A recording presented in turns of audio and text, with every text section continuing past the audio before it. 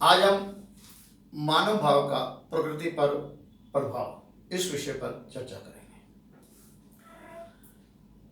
सदियों से मानव हल्के हल्के इशारों में ये बात तो करता है कि जो भी मानव का भाव है, दृढ़ भाव है, संकल्प है, और वो उसके जीवन में प्रकट हो जाता है। अर्थात वो जो चाहता है वो पाने में सक्षम है, मगर वही व्यक्ति विशेष पा सकता है जो दृढ़ संकल्प के साथ होता है। मगर पूरी सृष्टि मानव के भाव पर आधारित है, उस पर पूरा प्रभाव है, इस विषय में आज हम चर्चा करेंगे। दीदेवार के अनुसार सृष्टि का रचयिता मानव नहीं है, मगर सृष्टि को संचालन करने में मानव का कितना बड़ा रोल है उसके बारे में आज हम ज्ञान प्राप्त करेंगे। अर्थात मानव के अंदर जो जो भाव आया, सृष्टि ने ये उसे अधिकार दिया है कि मैं उसे पूरा करने के लिए सहयोग दूंगी, और उस सहयोग का रास्ता जो है तेरे भीतर, जो तू मानव है, तूने स्वयं मन का विकास करा है, उस मन के विकास के द्वारा मन में इतनी शक्ति है कि तेरी हर इच्छा और चाहत को पूरी कर सकता है। मगर तेरी इच्छा और चाहत 100 डिग्री की होनी चाहिए। जिस प्रकार पानी को हमने 90 डिग्री 90 बार करा है तो भाप नहीं बनता, एक ही बार अगर 100 डिग्री करें तो भाप बन जाता है। और जैसे जैसे मानव का भाव ऐसा बन जाता है, उस मानव व्यक्ति विशेष के जीवन के अंदर प्रकृति उस प्रभाव में आकर उसके जीवन में वो प्रकट कर देती है।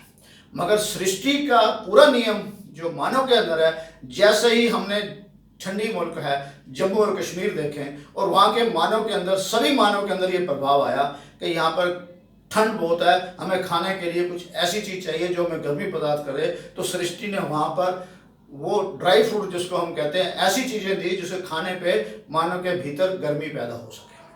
और वो समुंदर के सामने हुआ तो उसको क्या चाहिए था आहार, उसको उन्हें नारियल दे दिया, जिसके अंदर बाहर से तो शक्कर था मगर अंदर मीठा आहार गरी के नाम पे, और शीतल जल जो है नारियल पानी के नाम के अंदर उसको दिया गया। अर्थात नमकीन दिया गया कि जो तेरी की आवश्यकता है वो ऐसे दिया। अगर राजस्थान के अंदर अगर रेगिस्तान है तो वहाँ पर उसने, सृष्टि ने मानव की चाहत को पूरा करने के लिए वहाँ पर तरबूज खरबूजे ऐसे आहार पैदा करे जिसके अंदर रस भी था और आहार भी था।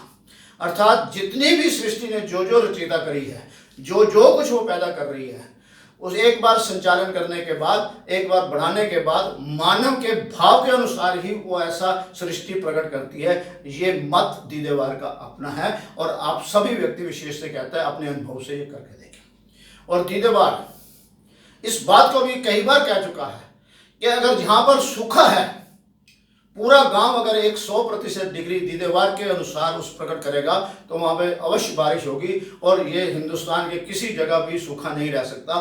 कारण ये है कि मानव का भाव सृष्टि पर प्रभाव डालता है, सृष्टि उसको करने में बाध्य हो जाती है। अर्थात मानव अपनी हर जरूरत को पूरी करने में सक्षम होता है। मगर जब बहुत बड़ा काम है तो बहुत बड़ा ही समूह उसके लिए कार्य के अंदर एकाग्र होता है। जैसे वर्तमान सृष्टि के अंदर सभी मानव जो है इस बीमारी जिसको है हम दूर कर रहे हैं, सबका भाव एक है, तो ये निश्चित रूप से खासकर हिंदुस्तान के लोगों के ऊपर ये घातक सिद्ध नहीं हुई। और दीदेवार को पूर्ण रूप से यकीन है कि ये बहुत जल्दी हम इससे समस्या का समाधान करके इससे अपने कार्य के अंदर निपुण होकर वैसे ही जीवन जिएंगे और ये हमारे लिए किसी प्रकार की बाधा नहीं बनेगी।